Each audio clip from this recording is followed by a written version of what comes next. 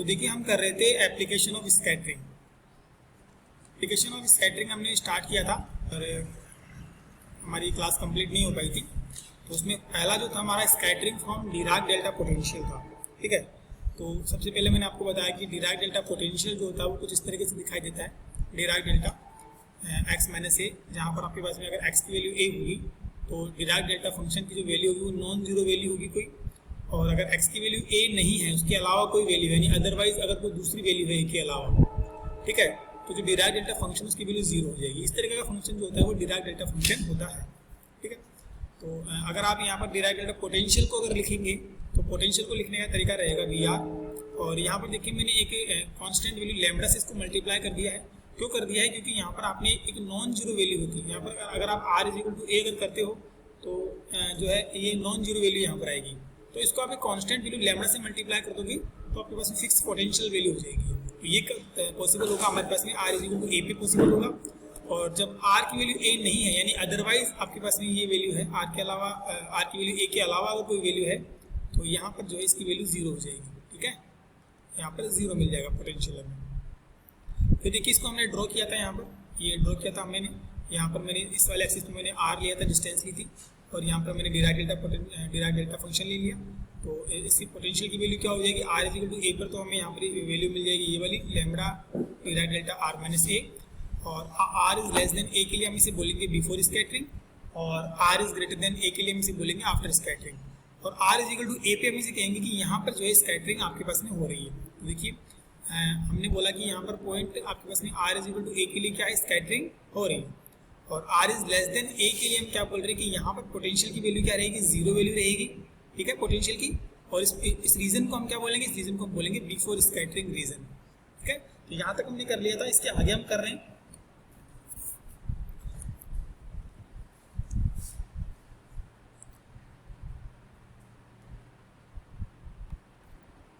देखिए जैसे कि हमने पहले भी पढ़ा था, जब हम स्कैटरिंग करते हैं तो स्कैटरिंग में हमने एक चीज़ पढ़ी थी कि आफ्टर स्कैटरिंग जो आपके पास में एम्पलीट्यूड है वो भी चेंज हो जाता है और फेज जो है वो भी चेंज हो जाता है। तो यहाँ पर हम वो वाली लाइन लिखेंगे, if any particle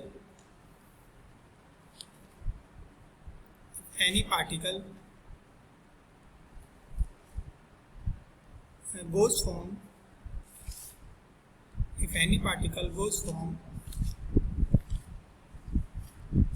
scattering potential, अगर किसी भी तरीके के स्कैटरिंग पोटेंशियल से अगर कोई पार्टिकल पास आउट होता है, देन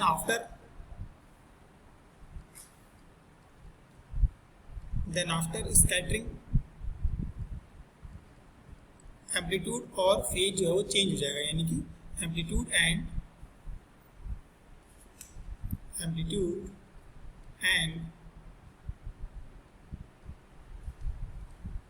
फेज विल चेंज, यानी कि एम्पलीट्यूड और फेज जो है वो पार्टिकल का चेंज हो जाएगा। तो ये वाली दोनों टर्म जो आपको ध्यान में रखना है कि कौन कौन सी क्वांटिटी जो है चेंज होती है।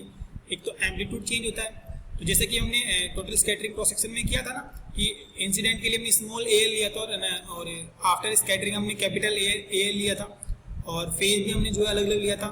ठीक है, एक के लिए हम स्टार्टिंग इंसिडेंट के लिए हमने जीरो लिया था और आफ्टर स्कैटरिंग हमने उसको डेल एल ले लिया था। तो यहाँ पर हमें ये बताना है कि एम्पलीट्यूड और फेज जो है वो चेंज हो जाएगा। ठीक है, चलिए आगे बात करते हैं। देखिए अब हम यहाँ पर केस लेंगे, तो केस हमारा कुछ इस तरीके से होगा कि पहला केस ले रहे हैं हम यहाँ पर बिफोर स्कैटरिंग का केस ले रहे हैं पहला। तो फर्स्ट केस लिखेंगे, केस फर्स्ट, और जो केस फर्स्ट है वो क्या है? वो है हमारे पास बिफोर स्कैटरिंग।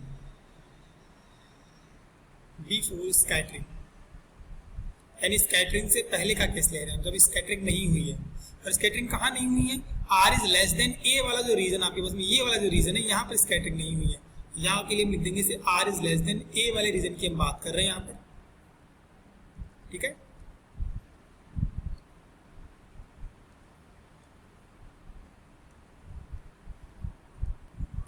चलिए अब देखिए are is less than A वाला जो रीजन है यहाँ पर मैंने आपको ऊपर ही लिखवा दिया कि इस वाले रीजन में बिफोर स्कैटरिंग वाले रीजन में क्या रहेगा? आपके पास में पोटेंशियल जीरो रहेगा। तो यहाँ पर पोटेंशियल की वैल्यू जीरो आ जाएगी, तो इसे आप लिख लीजिए potential V are is equal to zero. In the region of before scattering region, ठीक है। So now from Schrodinger equation, हम श्रोडिंगर इक्वेशन से लिखेंगे। Now from Schrodinger equation, Schrodinger equation, देखिए श्रोडिंगर इक्वेशन क्या थी हमारे पास में, श्रोडिंगर इक्वेशन थी negative of H cut square divided by 2m and del square plus potential, और यहाँ पर आपके पास में आप कॉमनली जो है इसको मल्टीप्लाई कर सकते हो फंक्शन से। इस तरीके से फंक्शन को मैंने कॉमन ले लिया है और यहाँ पर एनर्जी एंड फंक्शन इस तरीके से आता था, ठीक है। सभी को याद होगी ये वाली टर्म, इसको तो आप थोड़ा सा जो है हाईलाइट भी कर लेंगे क्योंकि एक इम्पोर्टेंट ये इक्वेशन है और आप इसको डायरेक्ट लिखते हो हमेशा, तो इससे पता लगेगा कि आपको इसको डायरेक्ट लिखना है, याद रखना है, इसको डायरेक्ट लिखना है। काफ़ी लोगों को याद भी होगी, ये काफ़ी टाइम आपने बीएससी फाइनल ईयर में इसको लिखा होगा, ठीक है। अब देखिए अब यहाँ पर अगर हमने पोटेंशियल को जीरो लिया है, ये वाली टर्म आपके पास में यहाँ पर जीरो है, तो जो इक्वेशन वो क्या हो जाएगी, नाउ इक्वेशन हो जाएगी हमारे पास में negative of H cut square upon 2m del square plus ये वाली टर्म जीरो होगी तो उसको हटा दीजिए आप, यहाँ पर साइन आ जाएगा, function is equal to E psi, इस तरीके से हो जाएगा, ठीक है। अब देखिए इसको हम थोड़ा सा चेंज कर रहे हैं, यहाँ पर मैं मल्टीप्लाई कर रहा हूँ इस तरफ इसको, minus 2m upon H cut square E psi हो जाएगा यहाँ पर, ठीक है। अब देखिए लेट कर रहे हैं हम इसको, अगर हम इसको लेट कर लेते हैं यहाँ पर तो क्वांटिटी आपके पास में मल्टीप्लाई में है, यहाँ पर लेट कर रहे हैं यहाँ पर negative of 2m, sorry negative को नहीं लेंगे, पॉजिटिव को ले लेंगे यहाँ पर 2m E upon H cut square को हम जो यहाँ पर लेट कर रहे हैं, और इसको मैं लेट कर रहा हूँ यहाँ पर के स्क्वायर। अगर मैं इसको के स्क्वायर लेट कर रहा हूँ तो के की वैल्यू क्या होगी, के की वैल्यू हो जाएगी square root of 2m E upon H cut square, इस तरीके से हो जाएगा, ठीक है। तो हमारी जो इक्वेशन है ये वाली बन जाएगी कुछ इस तरीके से कि ये डेल स्क्वायर साइन, अगर इसको आप इस तरफ ले आते हो तो ये हो जाएगा कुछ इस तरीके से, देखिए 2m E upon H cut square को तो आपको के स्क्वायर लिखना है, तो ये हो जाएगा यहाँ पर नेगेटिव साइन जो इस तरफ आने पर पॉजिटिव हो जाएगा, तो ये हो जाएगा k square psi is equal to 0, ठीक है। ये इक्वेशन हमारे पास मिल जाएगी,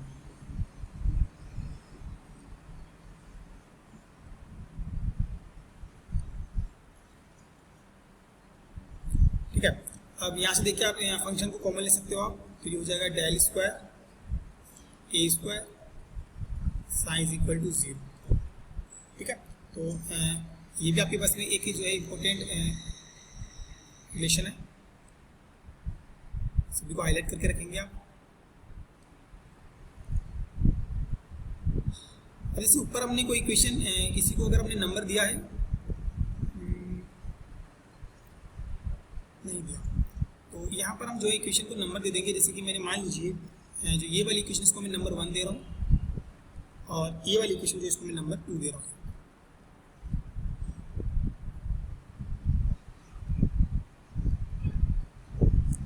now solution of equation 2, equation 2 का सॉल्यूशन हम लिखेंगे यहाँ पर, और देखिए किस तरीके से लिखते हैं। हम सभी जानते हैं, आप यहाँ पर देख पा रहे हैं कि पर्टिकुलर जो इंटीग्रल उसकी वजह से 0, यहाँ पर आप ऑक्सिलरी इक्वेशन से इसका आप सोल्यूशन निकाल सकते हो, ठीक है। तो ये आपके पास में हो जाएगा psi r is less than a is equal to a psi बस में के r। अभी कैसे आया इस बारे में बात करें तो आपको थोड़ा सा आइडिया होगा, बीएससी में आप लोग करते थे, जैसे कि ये वाली टर्म थी तो इसमें ऑक्सिलरी इक्वेशन आप लिखते थे डेल स्क्वायर प्लस के स्क्वायर, इसको लिखा जाता था इस तरीके से, ठीक है। इसको आप डी लिख देते थे कई बार, डी स्क्वायर प्लस के स्क्वायर इज इक्वल टू 0 लिख देते थे। फिर यहाँ पर आप डी स्क्वायर की वैल्यू क्या लिखते थे, माइनस ऑफ के स्क्वायर लिखते थे। ये ऑक्सिलरी इक्वेशन है, ठीक है, ऑक्सिलरी इक्वेशन याद आ रहा होगा ऐसा कुछ। तो फिर यहाँ पर आपके पास में जो इसको आप एम लिख देते, फिर एम की value m square is equal to minus k square. M की वैल्यू आपको 2 मिल रही है यहाँ पर, प्लस और माइनस, और नेगेटिव होने की वजह से यहाँ पर क्या मिलेगा आपको, इमेजरी टर्म मिलेगी, आयोटा के मिलेगा यहाँ पर, ठीक है। तो आयोटा के वैल्यू मिलने पर आपके पास में 2 इमेजरी वैल्यू है, तो उसका सोल्यूशन कैसे लिखा जाता था। जैसे मान लीजिए आपके पास में वाई में होती थी टर्म, तो वाई में आप लिखते थे कॉस के एक्स और आयोटा साइन के एक्स, इस तरह से आप लिखते थे उसको, ठीक है। तो ये आपके पास में रियल पार्ट है और ये आपके पास में इमेजरी पार्ट है, इस तरीके से रहता था। और जैसे मान लो यहाँ पर 0 है तो e की पावर 0 यहाँ पर मल्टीप्लाई में आता था। और जैसे कोफिशिएंट वगैरह भी लिख सकते हो आप, यहाँ पर C1 लिख सकते हो, यहाँ पर C2 लिख सकते हो, इस तरीके से आप इसको लिखते थे। ठीक है, आई थिंक यहाँ पर आयोटा नहीं आता था, यहाँ पर कोफिशिएंट ही आता था। ये C2 इस तरीके से यहाँ पर आपके पास में मल्टीप्लाई में आता था। तो यहाँ पर बिल्कुल इसी के जैसा सोल्यूशन ये है। और ये वाली टर्म आपके पास में यहाँ पर नहीं रहेगी, क्योंकि यहाँ पर आपके पास में इमेजिनरी पार्ट आप कंसिडर कर रहे हो। ये वाली टर्म आपके पास में यहाँ पर आपको दिखाई दे रही है। ठीक है, चलिए इसको आप हाईलाइट कर लेंगे और इक्वेशन इसे थर्ड नाम दे देंगे। तो ये हमारे पास में हो गया इस तरीके से, इसका सॉल्यूशन हो गया इक्वेशन नंबर सेकंड का। और इसको हम नेम कर रहे हैं इक्वेशन नंबर 3।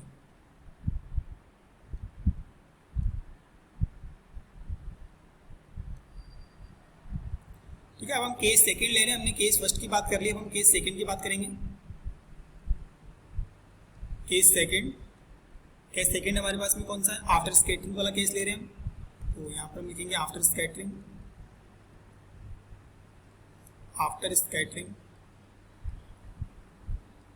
देखिए आफ्टर स्कैटरिंग के लिए हम कौन सा रीजन लेंगे? R is greater than A वाला रीजन लेंगे हम आफ्टर स्कैटरिंग के लिए। और इस वाले रीजन के लिए भी आपके पास जो पोटेंशियल है उसकी वैल्यू क्या है? 0 है। 0 कैसे है? देखिए एक बार, ये जो हमने ये डिराइव्ड पोटेंशियल वाला जो आपके पास में कर्व बनाया है, इसमें आप देखिए यहाँ पर भी पोटेंशियल की वैल्यू 0 है और यहाँ पर भी पोटेंशियल की वैल्यू 0 है। सिर्फ R is equal to A पे पोटेंशियल क्या है? नॉन जीरो वैल्यू है। ठीक है, यहाँ पर नॉन जीरो है सिर्फ R is equal to A पे, बाकी सब जगह पे क्या है? 0 है। इसलिए हम ग्रेटर देन A वाले रीजन में यानी आफ्टर स्कैटरिंग वाले रीजन में भी पोटेंशियल की वैल्यू 0 लेकर चल रहे हैं। तो अगर यहाँ पर भी पोटेंशियल की वैल्यू अगर 0 है तो सेम हमें यही इक्वेशन मिलने वाली है और यही उसका सॉल्यूशन मिलने वाला है आपको, है ना। तो बस सॉल्यूशन में थोड़ा सा डिफरेंस हम ये रखेंगे कि यहाँ पर हमने कोफिशिएंट जो है ना A लिया है ना, हमें कोफिशिएंट जो है यहाँ पर बदलना होगा। कोफिशिएंट का मतलब यहाँ पर ये आपके पास कोफिशिएंट किसको शो कर रहा है? ये एम्पलीट्यूड को शो कर रहा है। ये किसको शो कर रहा है? एम्पलीट्यूड को शो कर रहा है यहाँ पर। ठीक है, और जैसे यहाँ पर मल्टीप्लाई में सॉरी KR के ऐड में 0 मान सकते हो आप, तो इसका फेज क्या है? 0 है। तो यहाँ पर इसका सॉल्यूशन जब हम लिखेंगे तो फेज हम बदल देंगे। तो इक्वेशन तो बिल्कुल आपको इसी की तरह मिलेगी, यानी कि यहाँ पर आपको मिलेगा डेल स्क्वायर के स्क्वायर, इसको हम सिमिलर लिख रहे हैं क्योंकि सेम टर्म है बिल्कुल। डेल स्क्वायर प्लस के स्क्वायर साइन इक्वल टू 0, ये आपको इक्वेशन फोर्थ मिल जाएगी यहाँ पर। ठीक है, और अगर आप इसका सॉल्यूशन लिखते हैं, सॉल्यूशन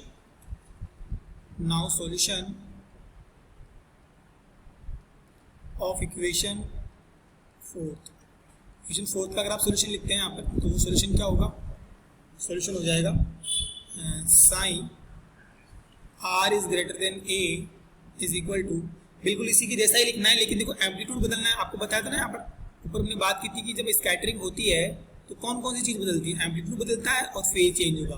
तो यहाँ पर हमें एम्पलीट्यूड और फेज को चेंज करना है। तो एम्पलीट्यूड बदलने के लिए हम क्या कर देंगे? इस कोफिशिएंट को बदल देंगे, यानी यहाँ पर हम B ले लेंगे। ठीक है, और फेज चेंज करने के लिए हम यहाँ पर जो KR इसके एडिशन में हम एक एंगल लिख देंगे, यानी डेल L हम यहाँ पर लिख रहे हैं। तो इसका मतलब है फेज आपके पास में यहाँ पर चेंज हो गया, क्योंकि यहाँ पर देखो 0 ले रहे हैं और यहाँ पर हमने डेल L ले लिया। तो इस तरीके से फेज क्या हो गया? चेंज हो गया। तो एम्पलीट्यूड चेंज हो गया आफ्टर स्कैटरिंग और फेज चेंज हो गया। तो इसको भी आप क्या कर लेंगे? हाईलाइट कर लेंगे और इसको आप दे देंगे इक्वेशन नंबर 5। ठीक है, तो ये जो इक्वेशन आपके पास में इक्वेशन नंबर 4 है, यहाँ पर ये क्या कर रही है? ये शो कर रही है equation of particle for after scattering. यहाँ पर आप लिख लेंगे इसे। तो इक्वेशन 4 रिप्रेजेंट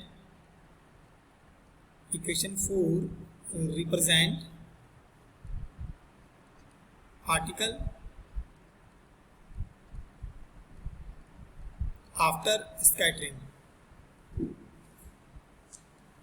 ठीक है, और ये उसका सॉल्यूशन है। ठीक है, अब देखिए अब हम बात करेंगे यहाँ पर बाउंड्री कंडीशन की। तो यहाँ पर बाउंड्री कंडीशन क्या है हमारे पास में? R is equal to A क्या है? बाउंड्री है। At R is equal to A boundary हम यहाँ पर बात कर रहे हैं। At R is equal to A boundary.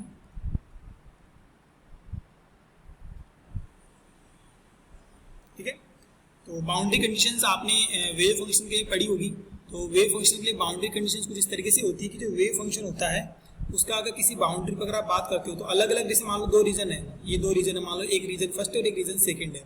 तो किसी बाउंड्री आपके पास जगह बाउंड्री वैल्यू पर जैसे मान लो आर इजिकल टू ए की बात कर रहे हो आप, तो आर इजिकल टू ए पर जो वेव फंक्शन होंगे वो क्या होते हैं, इक्वल होते हैं। रीजन फर्स्ट का वेव फंक्शन और रीजन सेकंड का वेव फंक्शन जो है वो बाउंड्री कंडीशन के लिए क्या होता है, इक्वल होता है। और इनका अगर आप डिफरेंशिएशन करते हो, जैसे मान लो आप इनका आर के रेस्पेक्ट में डिफरेंशिएशन कर रहे हो, ठीक है, आर इजिकल टू ए के लिए, तो इस कंडीशन में भी इन दोनों की वैल्यू क्या होगी, इक्वल होगी। इस डिफरेंशिएशन की वैल्यू भी क्या होगी, इन दोनों की इक्वल होगी। ये कंडीशन आपके पास में होती है वेव फंक्शन की। ये वेव फंक्शन के लिए रिक्वायर्ड कंडीशन है ये कि बाउंड्री कंडीशंस पर ये वाली जो कंडीशन है वो फॉलो होनी चाहिए, ठीक है। ये वेव फंक्शन की रिक्वायर्ड कंडीशन है। ये आपने की होगी लास्ट ईयर क्वांटम मैकेनिक्स में, देखना अपने नोट्स, ठीक है। तो हमारे पास में यहाँ पर कंडीशन कुछ इस तरीके से रहेगी कि एक तो आपके पास में वेव फंक्शन आपके पास, देखो हमने फर्स्ट और सेकंड तो लिखा नहीं है ना। हमने कौन सा लिखा है, हमने एक तो लिखा है wave function for R is less than A, हमने लिखा है, ठीक है। तो इसकी वैल्यू आपके पास में R is equal to A पे क्या होगी, इक्वल होगी। फंक्शन हमारे पास में जो था are is greater than A वाला, इसकी वैल्यू क्या होगी, R is equal to A पे इस वाली वैल्यू की इक्वल हो जाएगी। यानी कि दोनों जो आपके पास में वेव फंक्शन है, एक तो region R is less than A वाला रीजन और आपके पास में R is greater than A वाला फंक्शन, इन दोनों की वैल्यू क्या होगी, R is equal to A पर इक्वल होगी। तो ये हमारी क्या है, बाउंड्री वैल्यू की बाउंड्री कंडीशन है आपके पास में, ठीक है। तो देखिए मैं यहाँ पर जो दोनों वेव फंक्शन है उनको लिख रहा हूँ। तो पहला वेव फंक्शन हमारे पास में है ए साइन के आर, तो यहाँ पर मैं लिख रहा हूँ ए साइन के आर, ए साइन के आर। तो इसकी वैल्यू हमें लिखनी है यहाँ पर आर इक्वल टू ए पे लिखना है यहाँ पर इसको, और ये आर इसके लिए आपके पास वेव फंक्शन ये रहा, तो ये वाली वैल्यू है बी साइन के आर प्लस डेल एल। तो ये आपके पास में वैल्यू क्या है, कि आपके पास में R is equal to A पर वैल्यू है, ठीक है। तो यहाँ पर देखिए आप आर की वैल्यू ए पुट कर रहे हो, एक मिनट होल्ड करना।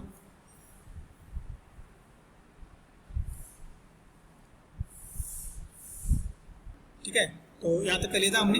अब देखिए यहाँ पर आर की वैल्यू अगर आप ए पुट कर देते हो यहाँ पर, और यहाँ पर भी आर की वैल्यू ए पुट कर देते हो, तो इक्वेशन कुछ इस तरीके से हो जाएगी। ये हो जाएगा आपके पास में ए साइन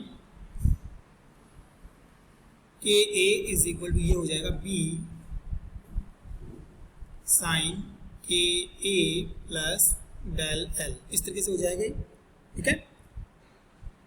तो इसको भी आप जो है हाईलाइट करके रख लेंगे, ये हमारे काम में आएगी आगे। तो इसको हमने हाईलाइट कर लिया, ये बाउंड्री वैल्यू कंडीशन है आपके पास में।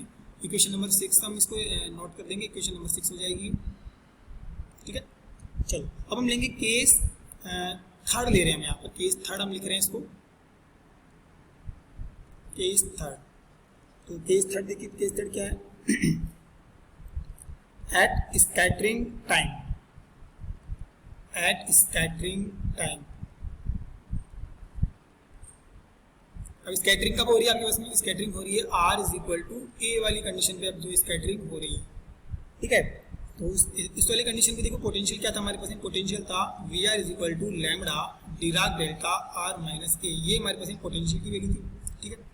तो जो हमारी श्रोडिंगर इक्वेशन थी उसमें इस वैल्यू को हम लिख देंगे। तो श्रोडिंगर इक्वेशन थी minus of H cut square divided by 2m and del square, और पोटेंशियल की जगह लिख देंगे हम lambda Dirac delta are minus A, और वेव फंक्शन यहाँ आ जाएगा psi is equal to E psi, ठीक है। बाकी दोनों में हमारे पास ये पोटेंशियल की वैल्यू 0 थी, पर यहाँ पर हमारे पास ये पोटेंशियल की वैल्यू है, तो वो हमने यहाँ पर लिख दी, ठीक है। अब देखिए यहाँ पर वेव फंक्शन को आप मल्टीप्लाई कर लीजिए अलग अलग, तो ये हो जाएगा negative of H cut square divided by 2m del square plus lambda, sorry multiply नहीं किया मैंने इसको, तो मल्टीप्लाई कर लीजिए function psi plus lambda Dirac delta are minus a psi is equal to E psi.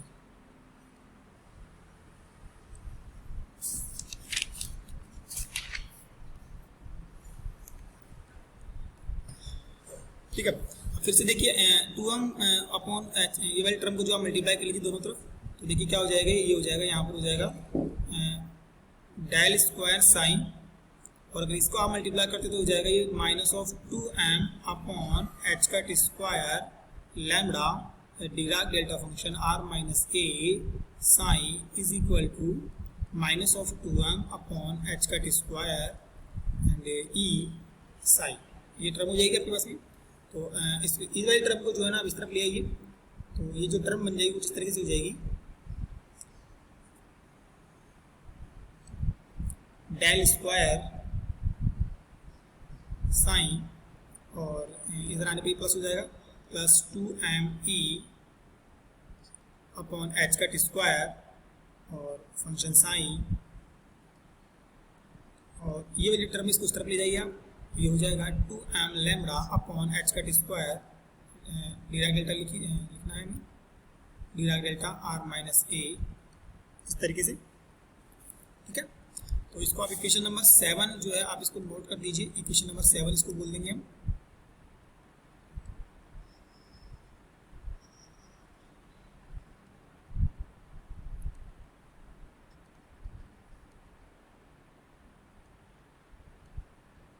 ठीक है, अब देखिए डिराक डेल्टा की कुछ प्रॉपर्टीज को मैं आपको पहले बता देता हूँ ताकि वो आपके काम में आएंगी यहाँ पर। तो एक प्रॉपर्टी होती है कि जब लिमिट इंटीग्रेशन की लिमिट जब 0 टू इन्फिनिटी होती है, और यहाँ पर अगर कोई फंक्शन होता है एफ ऑफ एक्स, ठीक है, और डिराक डेल्टा अगर लिखा हो Dirac delta x minus A and integration हो रहा हो विद रेस्पेक्ट टू एक्स, तो यहाँ पर क्या होता था, यहाँ पर आपके पास में जो ये फंक्शन था उस फंक्शन की वैल्यू सिर्फ डिराक डेल्टा की एक्स इक्वल टू ए वाली वैल्यू के लिए पॉसिबल है। तो यहाँ पर इसका रिजल्ट जो आता था वो आता था एफ ऑफ ए आता था रिजल्ट यहाँ पर। ठीक है, ये वाला एक रिजल्ट था डिराक डेल्टा फंक्शन की प्रॉपर्टीज में, आपने इसको पढ़ा होगा। और एक आपके पास में था 0 टू इन्फिनिटी, और अगर यहाँ पर आपके पास में डिराक डेल्टा r माइनस ए, ठीक है, और अगर ये डी आर यहाँ पर अगर हो ओनली सिंपल ये वैल्यू हो, तो ये वाली जो वैल्यू आपके पास में वो r इक्वल टू ए के लिए क्या होने वाली है, यहाँ पर r इक्वल टू ए आपके पास में जो 0 टू इन्फिनिटी के बीच में कहीं होगा, क्योंकि ये क्या है पॉजिटिव वैल्यू है, एक धनात्मक मान है, 0 टू इन्फिनिटी के बीच में कहीं ना कहीं एग्जिस्ट करेगा। तो ऐसे में इसकी वैल्यू क्या हो जाएगी, नॉन जीरो वैल्यू आप ले सकते हो, जिसको मैंने यहाँ पर 1 लिखा है। ठीक है, तो 1 यहाँ पर आप एक नॉन जीरो वैल्यू लिख सकते हो। तो ये दोनों प्रॉपर्टीज जो है हम यहाँ पर यूज में लेंगे, तो इनको भी आप साइड में लिख के रखें। ये एक डिराक डेल्टा फंक्शन की जो है आपके पास में प्रॉपर्टीज है, डिराक डेल्टा फंक्शन इनकी प्रॉपर्टीज है। ठीक है, तो आगे बात करते हैं। देखिए, अब देखिए डिराक डेल्टा फंक्शन को अगर आपको रिमूव करना है तो उसके लिए हम क्या करेंगे, इक्वेशन 7 जो हमारी थी उसको हम क्या कर लेंगे, यहाँ पर इक्वेशन 7 को इंटीग्रेट कर लेंगे, और इंटीग्रेट करेंगे तो देखिए इसको लैंग्वेज हम यहाँ पर लिखेंगे to remove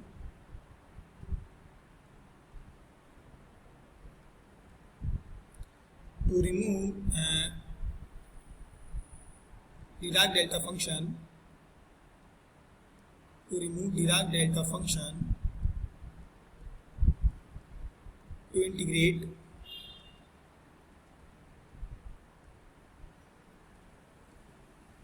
equation 7 in the limit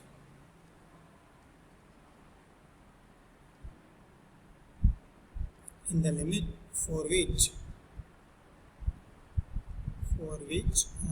Dirac delta function exists. Dirac delta function exist. ठीक है, अब आप लिमिट जो है वही ले सकते हो जिसमें डिराक डेल्टा फंक्शन एग्जिस्ट करे, अदरवाइज तो वैल्यू 0 हो जाएगी। तो यहाँ पर हम जो है ले रहे हैं लिमिट, यहाँ पर लिमिट जो हम लेंगे वो लेंगे a माइनस, अगर आप यहाँ पर कहते हो यहाँ पर e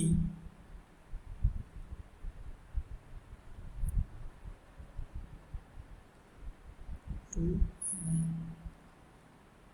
एप्सिलॉन लिख लो, एप्सिलॉन नहीं, एप्सिलॉन लिखेंगे इसे 2a प्लस एप्सिलॉन